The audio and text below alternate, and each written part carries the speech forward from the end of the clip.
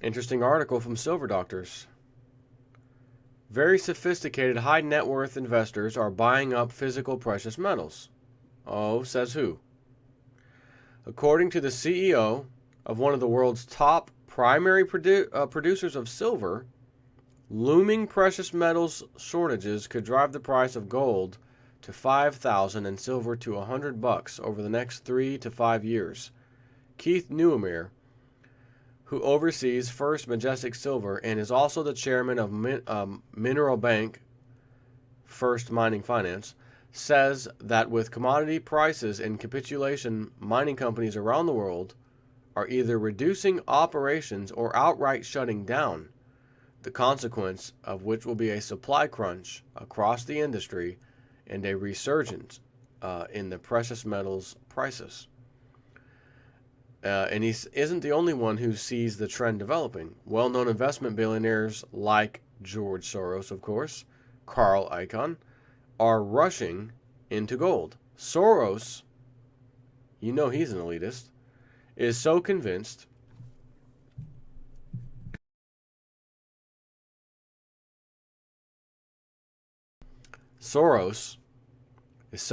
that a paradigm shift is in the works, that after a warning of financial collapse and violent riots in America, he sold his holdings in major U.S. banks, which I remember covering that, and allocated more of his portfolio into gold mining firms.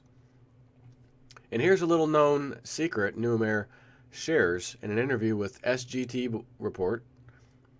High net worth individuals aren't just buying paper. He says that the coin shortages being reported by national mints around the world are the result of direct buying of physical gold and silver from sophisticated market players. He says, I'm seeing the numbers coming out of the Canadian Mint, the Australian Mint, the U.S. Mint. The numbers are quite high for silver coins and to a lesser degree gold coins. I think personally that the commercials are buying them. That's the big banks. I think that very sophisticated, high net worth investors at banks and institutions are buying them. Supply and demand fundamentals aside, there appears to be another significant reason that major players, like billionaires and central banks, are shifting their holdings into precious metals. Citing a 1988 cover of The Economist, you know, that magazine, depicting a phoenix rising from the ashes of the US dollar while wearing a gold medallion with the date 2018 stamped on it. Nothing happens by chance. Everything in your life, everything that happens in your country, every law that gets passed is known about way in advance. This is an agenda. It's like a movie script. The club is doing it. 1988 cover of that The Economist magazine cover, that one, depicting a phoenix rising from the ashes of the US dollar while wearing a gold medallion with the date 2018 stamped in it. I'm going to give you a little view of that one because that one's just, we got to take a peek at that. There it is. 1988. Ashes of the old dollar, phoenix rising with this giant gold coin around its neck. Come on. Get ready for a world currency, it says. And it looks like it's going to be backed by gold, for God's sake, because he's got this monstrous sized gold coin around his neck. Wow, where have you heard that before? Oh, I don't know. If you've been watching my videos, you've heard it all the damn time. Probably so much you're ready to punch me in my mouth for saying it so much. So in 1988, get ready for a world currency. And as he says, medallion with the date 2018 stamped in it, which you can't probably see it. It's right here. It's this. Let me move my mouse. Right here's the 2018. Just goes to show you, there ain't crap you can do about this. But you can do something to prepare for it. and that is get those precious metals before this goes down. As an outspoken critic of the rampant manipulation, he recently sent a letter to the CFTC noting that a small concentration of players were attempting to control the market. But to what end? As noted in his interview, this isn't the first time that big players vied for position ahead of a major financial, economic, or political change or changes. An SGT report says going back all the way to the Rothschilds, going back centuries. This is a playbook they've used time and time again. Drive down the price of the assets that they want to the point where the common man runs away from those assets because the common man can't take any more pain. Perfect example. Oh my God, I got in at $40-something silver. Oh, it's now down to $13.88. Oh, it's been going on. Every time it rises, it goes back down. Oh, I can't take this anymore. I'm going to sell it. In the Rothschild banking elite, okay, young man, what do you have there? We'll take it. Meanwhile, these guys buy up those assets for pennies on the dollar. What you're saying makes perfect sense. They're driving down the prices of physical metals via their paper manipulation, and at the end of the day, they get to acquire the stuff they want in physical form at pennies on the dollar, preparing themselves for what's coming. I don't think that's too far off. I don't think that's really conspiracy theory, do you? And Neumayer says, I think the financial crisis of 2008-2009 was completely orchestrated. I think it was known by the insiders, the banking insiders. Possibly even the Federal Reserve itself knew what they were creating and knew that there was going to be a crash coming. The same thing's happening all over again. They're driving down the metals, and it represents another huge theft that we're experiencing right now. But Neumayer says low prices won't be around for long. They're doing this for a reason, he says. We on the street here, we can't really know what's going on behind closed doors and what the future is going to be. But when you see these big governments doing what they're doing, you know there's a change afoot. This is why I put First Mining Finance together. I wanted to have a very gold-focused company as a result of my beliefs that gold is at lows and this is a buying opportunity of a lifetime. I wouldn't be surprised to see $5,000 gold in the next 3 to 5 years. Are the actions of the world's elite telegraphing that significant changes are on the horizon? If not, why would they be feverishly buying up a 6,000-year-old relic known as gold? That, again, according to my favorite Federal Reserve Chief Ben Bernanke, it's not even money, and is held by the central banks only because of a family tradition. That's what he said. Juan Paul asked him, what, is gold money? No. Then why do you stockpile so much of it?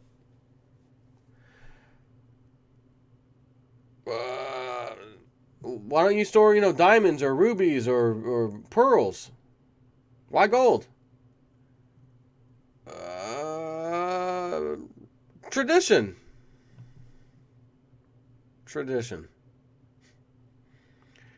That's called, damn it, Ron Paul, don't you dare put me on the spot like that, you son of a gun. You know I know the answer, and you know the answer too.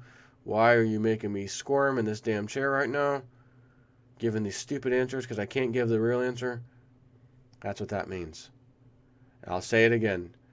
You will never, ever, ever in your life, when this they got that thing around his neck in 2018, maybe they're forecasting 2018 to the actual date.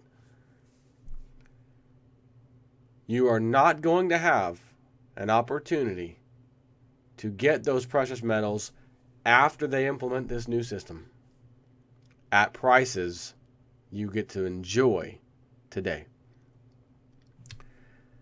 And the interesting thing is, every other country practically on the face of the earth, almost all of them, their dollars have been devaluing all over the place. U.S. dollar is getting stronger and stronger out of nowhere. And I'll remind you what happened in 2008 when we saw a strong dollar out of nowhere. What happened next? we had 2008, 2009 crash. So take the opportunity and get you some precious metals. By the way, how'd that Powerball work out for you? I told you. I tried to tell you. Quit wasting your money on that nonsense. Hell, you could have bought a coin or two of silver. Yeah, but if I would have won or even got 5 of the numbers, I could have got like $1 million, man. And the odds are almost as terrible for that. Without the final Powerball number. Still, odds are terrible.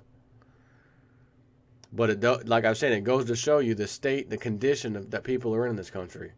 All chance. After I uploaded the video, I saw a new article. Oh my gosh, what's this? New York lady in New York spends her money on the lottery ticket, the Powerball, when she needed food. I'm going to starve for a little while because I want to try to win this big. And she even had, matter of fact, I think it's still on InfoWars because this is the state of mind the sheeple are in. InfoWars, let's see.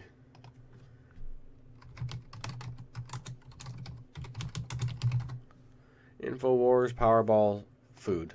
That found it. Thanks, Google. No groceries this week. Woman goes without food to buy Powerball tickets. Lottery fever afflicts entire country despite incredibly abysmal odds of winning. So, I want to read you some of her comments. The odds, which say 1 in 292 million, are abysmal. Where's she at? Okay, in an interview with the New York Post, housekeeper. Are housekeepers normally wealthy people, middle class people, or usually on the lower income side? And again, who pays the most for where does most of the money come from? Lower class people. Lower income, I should say. Not necessarily class, but lower income families. That's where the lion's share of lottery ticket money comes from. That's where the states get it from the most. So, I'm going to assume Miss Housekeeper Marla Brown might fit in that category. Maybe, okay? So in an interview with the New York Post, housekeeper Marla Brown commented that she made huge sacrifices to increase her chances of winning. Quote, I bought tickets all over, the 54-year-old maid said, telling the Post she dreamed of having her own maid. I would have a housekeeper, but I would be the cool owner of the house, like the Jeffersons, she said. Brown revealed she purchased no groceries this week in order to buy more tickets, and members of the homeless population, as well as jail inmates, told the Post they were all trying to get rich. In George Orwell's 1984, the controllers of society at the Ministry of Plenty used the lottery scam as a carrot on a stick to keep the proles' hopes up. And we know George Orwell wrote that book not in 1984. The book was called 1984, referring to a time in the future, such as 1984, when you would see such things. And now we have those things, that lottery ticket dangling in your face. Oh, but I could be a billionaire. 1.5 billion. I won't buy groceries this week, and I'll spend all the money. My odds of 1 out of 292 million will now come down because, well, if I could buy 10 tickets or 20, then this is delusional. This is like someone believing your favorite sitcom, not even a movie, a sitcom. You know, where they got that fake laugh. Someone does something stupid, little phone hits them in the head, and you hear the background, like there's an audience cheering, cueing you when to laugh. I'm pretty damn sure I know when to laugh. It just kind of happens when I heard or saw something funny. I don't need a damn TV with a fake laugh and applause telling me when to laugh and applause. And to be quite frank, it's the stupidest part of the shows usually that they're constantly doing it. Every 10 seconds. 15 seconds has gone by. 20 seconds. Hurry up. There's another one. This lottery stuff is as delusional as your favorite sitcom. Like the ones where you think they love each other so much and all. Or maybe a soap opera or something. Just some show, your favorite show. It's complete fiction. And you know it's fiction because it's a show. They're acting. And this is absurd as you thinking that life actually exists. And I wish my life was like that. I wish my wife looked like that and acted like that and treated me like that and did those things for me like that. And your wife sitting there looking at her favorite show. Man, wish my husband was like that. Wish he did all those things for me like that. Wish he was happy all the time instead of yelling at me sometimes when I blah, blah, blah, whatever. Well, when I run up the credit card and buy stuff, I mean, I'm entitled to buy some stuff. I do work and I want to buy things from time to time. And yeah, I don't need them, but so what? That guy doesn't yell at his wife. And we are a messed up society. We are screwed up. I am out.